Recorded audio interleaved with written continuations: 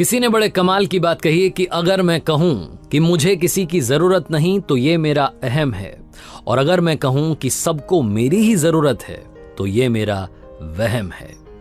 Hi guys, मेरा नाम है आरजे कार्तिक। एक छोटी सी कहानी, बहुत ही सुंदर सी कहानी। 12 साल का एक लड़का जो अपनी कंट्री का सबसे तेज रनर बनना चाहता था, ओलंपिक्स में जाने का सपना देखता था। छोटा सा बच्चा, बहुत ही पैशनेट था अपने ड्रीम को लेकर के। लगातार अपने घर वालों से कहता था कि मुझे सबसे तेज दौड़ने वाला धावक बनना है, रनर बनना है। उसके घर वालों ने भी उसकी ट्रेनिंग रखवाई हुई थी। लगातार ट्रेनिंग कर रहा था, प्रैक्टिस कर रहा था, दौड़ता था, मेहनत कर रहा था और सक्सेस भी मिल रही थी। उस सिटी में जितने इवेंट्स हुए थे, कंपटीशन हुई थी, हर जगह पर वो जीता था। इनफैक्ट जो स्टेट लेवल पर हो रही थी उनमें भी वो मेडल्स जीत रहा था। उसके बारे में मीडिया में काफ़ी कुछ छपता था, उसके काफ़ी सारे इंटरव्यूज़ हो चुके थे। एक बार उस शहर में एक शानदार इवेंट रखा गया, चैरिटी इवेंट था, जिसमें 2 और लड़कों को बुलाया गया। उसी की एज ग्रुप के 12 साल के ही 2 और लड़के आए उसके साथ में दौड़ने के लिए।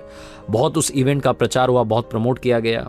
फाइनली बहुत लंबी भीड़, एक तरीके से आप कह सकते हैं, उस इवेंट को देखने के लिए आई। बहुत सारी भीड़ में एक ऐसे व्यक्ति आए थे जो बहुत विद्वान थे, उस सिटी के रेनाउंड प्रोफेसर थे, बूढ़े प्रोफेसर साहब, जो आकर के बैठे आगे वाली सीट पर।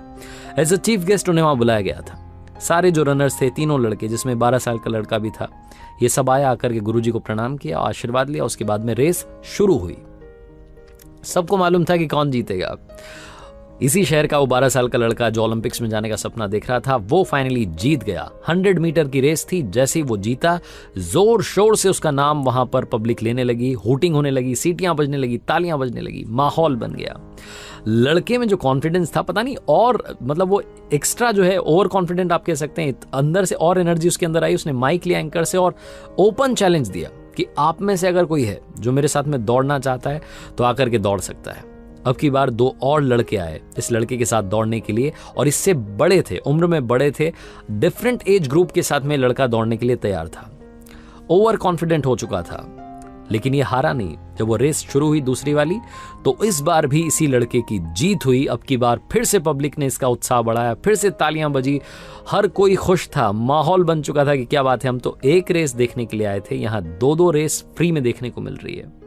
अब की बार ये लड़का गया, जाकर के वो जो गुरुजी थे, जो प्रोफेसर आकर के बैठे हुए थे, उनको प्रणाम किया और कहा कि सर, देखा आपने, कमाल, 12 साल की एज हुई है, बड़े बड़ों को हरा दिया। वो जो प्रोफेसर थे उन्होंने कहा कि बेटा, एक आखिरी रेस अगर आप मेरे कहने पर दौड़ लें तो मजा आ जाएगा। लड़के का कॉन्फिडेंस 7वें आसमान पर था। उसने कहा, हाँ जी, आप बताइए किन के साथ दौड़ना है। जो बूढ़े प्रोफेसर थे, जो विद्वान थे उस शहर के, उन्होंने अब 2 नए चैलेंजर्स इस लड़के के सामने रखे। एक तो दिव्यांग व्यक्ति थे जिनको दिखता नहीं था, ठीक से दिखाई नहीं दे रहा था, और दूसरी एक बूढ़ी अम्मा थी जिनकी एज काफी हो चली थी, सीनियर सिटीजन थी। उन दोनों के साथ में इस 12 साल के लड़के को दौड़ना था।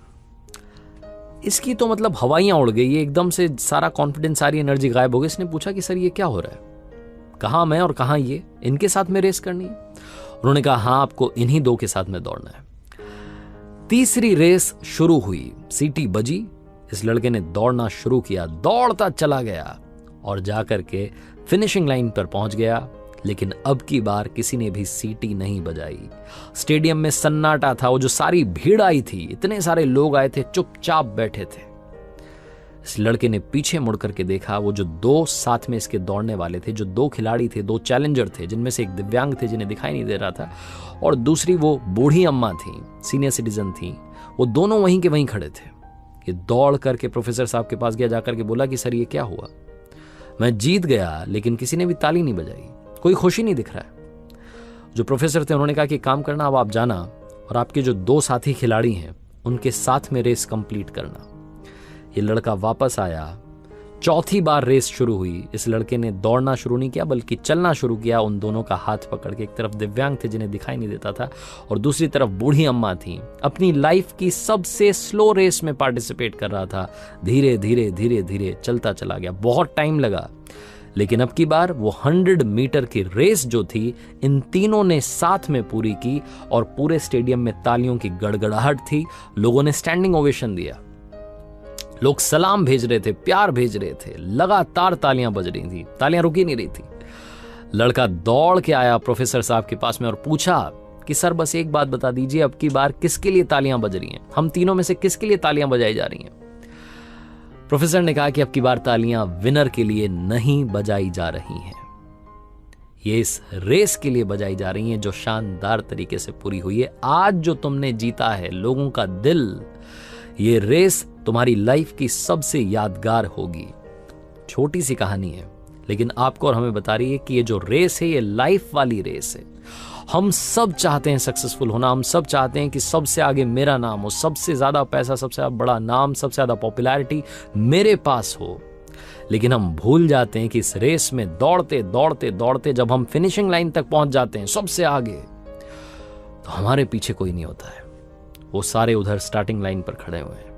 इस जिंदगी की रेस को अगर आप दौड़ना चाहते हैं तो ये मैटर नहीं करता है कि आप जीत रहे हैं, बल्कि ये मैटर करता है कि आपने किस तरीके से इस रेस को कंप्लीट की है। अपने साथ औरों को लेकर के चलिए। इस जिंदगी की रेस को जीतने से ज्यादा इंपॉर्टेंट है इस रेस में पार्टिसिपेट करना, लेकिन अच्छे तरीके से। उन सबको साथ लेकर के चलिए जो आपके साथ हैं। हमेशा जीतना ही सब कुछ नहीं होता है, कई बार लोगों का दिल जीतना, मुस्कान बांटना भी काफी कुछ होता है। अगली बार जब आप रेस में शामिल हों, अपनी लाइफ के बारे में सोचें तो सोचिएगा कि क्या आप इस रेस में सबको साथ लेकर के चल रहे हैं।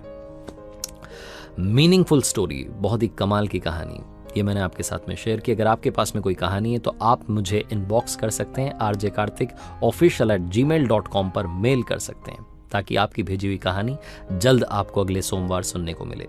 हर सोमवार सुबह 9:30 बजे देखिए एक नई कहानी मेरे YouTube channel, Facebook page, Instagram handle पर। और हाँ, कर दिखाओ कुछ ऐसा कि दुनिया करना चाहे आपके जैसा।